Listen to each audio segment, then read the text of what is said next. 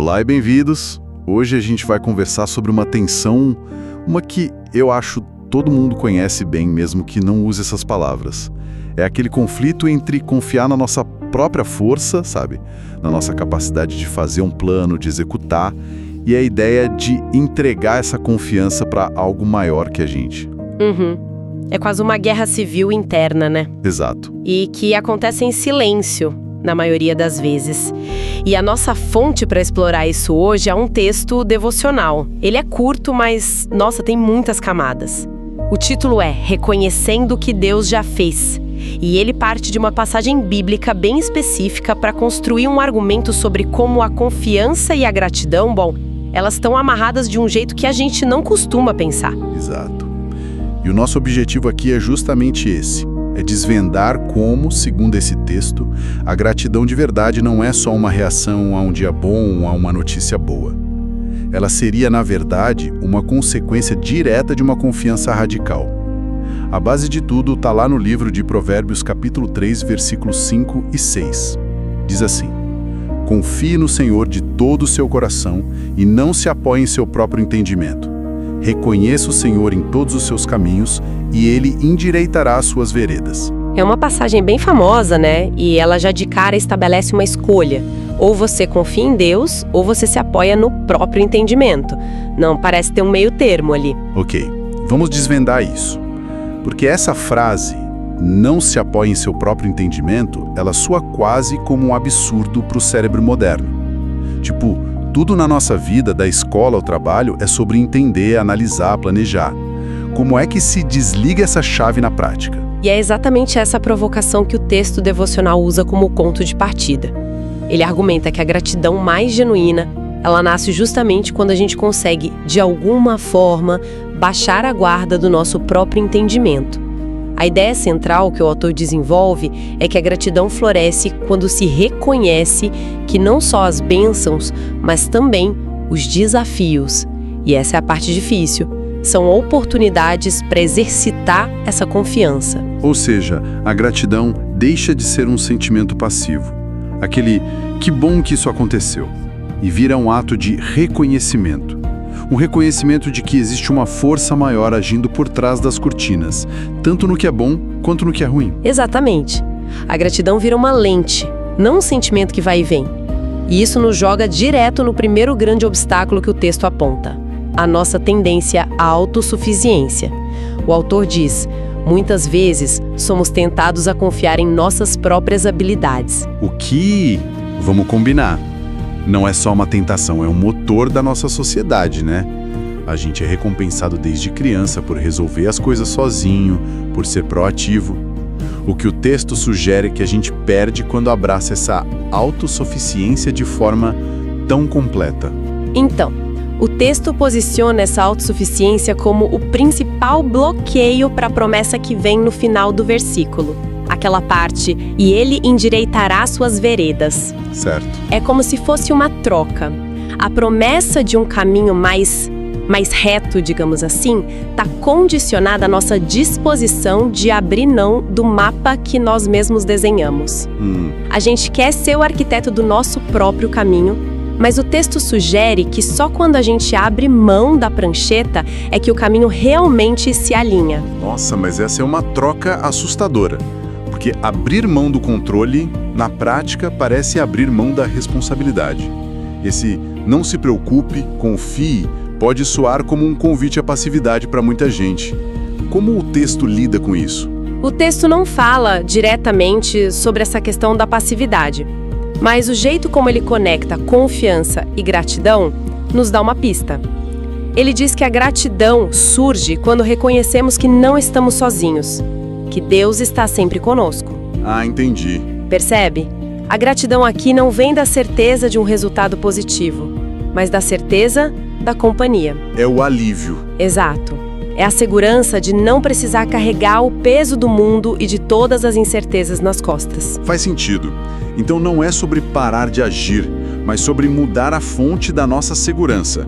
Em vez de a segurança vir do nosso plano perfeito, ela viria da certeza de que não estamos sozinhos nessa jornada, mesmo que o plano dê completamente errado. Exatamente. A gratidão nesse modelo É a consequência emocional de se sentir guiado e amparado, mesmo sem ter a menor ideia de para onde você está indo.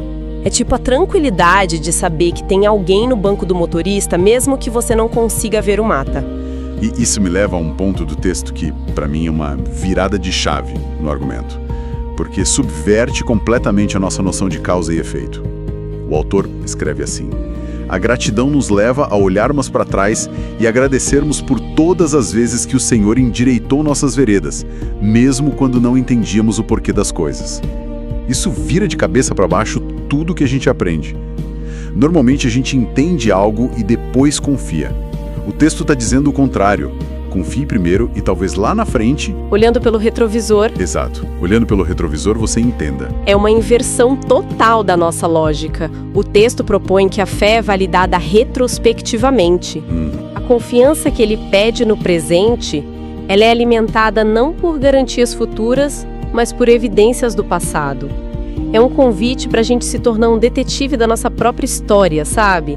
Procurando por momentos em que nada fazia sentido, mas que, de alguma forma, as coisas se ajeitaram. E usar essa memória como combustível para agora.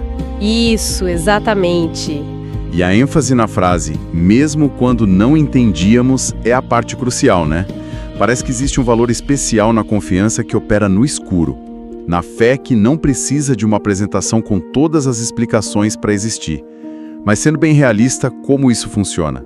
É fácil ser grato por um desafio do passado que deu certo no final. E quando não deu? E quando o caminho continuou torto? Essa pergunta de $1 milhão. O texto não chega nesse nível de detalhe, mas a lógica que ele constrói nos leva a crer que esse endireitar das veredas pode não significar um final feliz nos nossos termos. Pode significar um fortalecimento interior, uma mudança de perspectiva ou uma preparação para algo futuro que a gente ainda não vê. Isso levanta uma questão importante que o devocional propõe. A gratidão pode e deve existir na ausência de compreensão. O que é radical? A nossa gratidão costuma ser transacional. Eu recebi X, então sou grato por X. Aqui, a proposta é ser grato por um processo, por uma presença, mesmo que o resultado imediato seja confuso ou doloroso. Sim, a clareza deixa de ser uma condição para a fé. Nesse modelo, a clareza é, muitas vezes, o prêmio da fé, que foi exercida na escuridão. É um conceito bem desafiador porque tira a gente da posição de controle. É impressionante essa ideia de confiar no escuro. Mas para fazer isso, a pessoa precisa acreditar que tem alguém ali segurando, mesmo quando tudo parece estar desmoronando. É aí que a tal fidelidade que o texto menciona se torna o pilar de tudo, né? O autor diz: nos momentos de alegria e nos tempos de provação, somos chamados a expressar nossa gratidão a Deus, porque Ele é fiel. Sem essa ideia de fidelidade, todo o argumento desmorona. Mas o fascinante é como o texto define essa fidelidade. Pois é, porque para a maioria das pessoas, acho que para mim inclusive, fidelidade de Deus soaria como, sei lá, Deus é fiel, então Ele não vai me deixar perder o emprego. Ou Ele não vai deixar essa doença acontecer. Mas parece que o autor tem uma definição completamente diferente, certo? Exatamente. Na lógica do devocional, a fidelidade de Deus não significa a ausência de problemas, de dor, de dificuldade. Pelo contrário, a fidelidade é definida pela sua presença constante através dessas provações. Certo. É a promessa de sustentação, não de isenção. A promessa não é que você não vai passar pela tempestade, mas que o seu barco não vai afundar no meio dela. Vamos tentar trazer isso para o mundo real. Imagina alguém que acabou de ser demitido. O instinto é desespero, raiva, medo.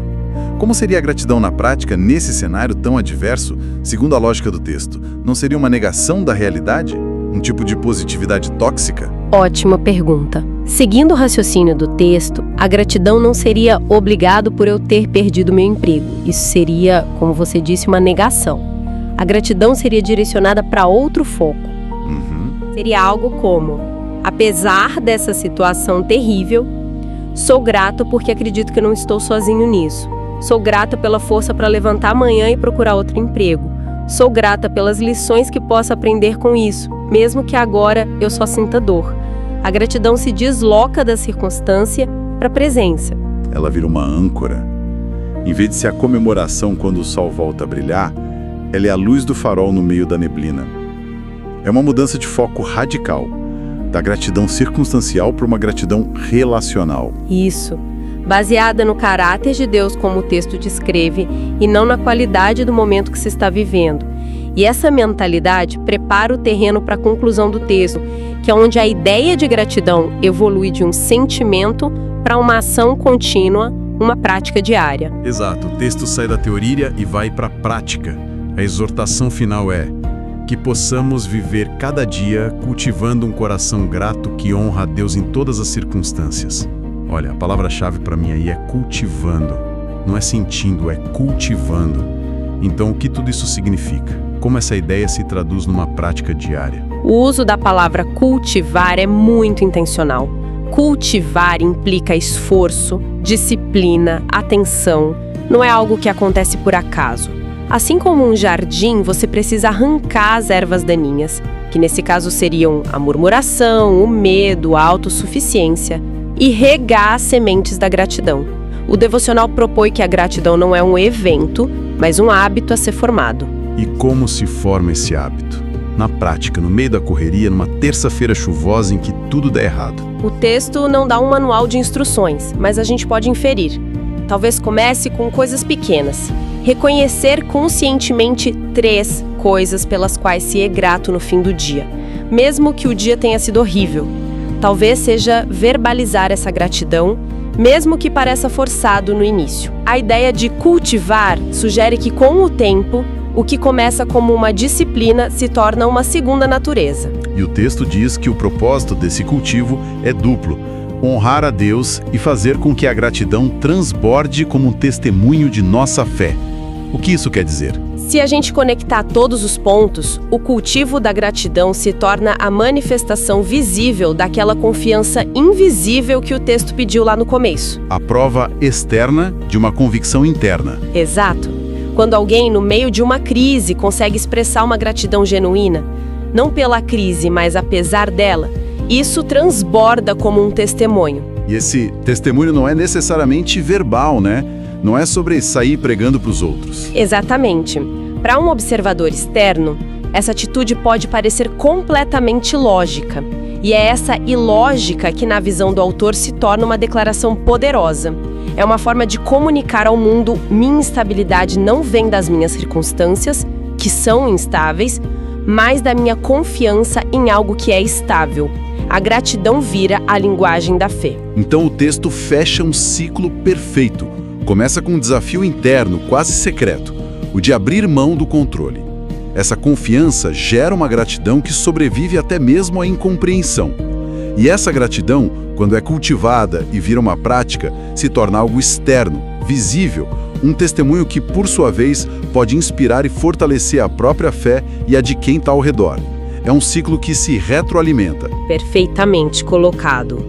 A confiança é o fundamento. A promessa da orientação divina de endireitar as veredas é a consequência. E a gratidão é a resposta contínua, a manutenção que sustenta essa estrutura em todos os momentos, bons ou ruins. No fim das contas, o devocional é sobre uma ressignificação completa da experiência humana, tanto as alegrias quanto as provações, através da lente da confiança. É uma arquitetura de pensamento impressionante. E tudo isso construído a partir de apenas 2 versículos. O que nos deixa com uma última reflexão. Se a gratidão, conforme o texto descreve, pode surgir até mesmo dos desafios que a gente não compreende no momento, como isso poderia redefinir o que nós consideramos uma bênção no nosso dia a dia?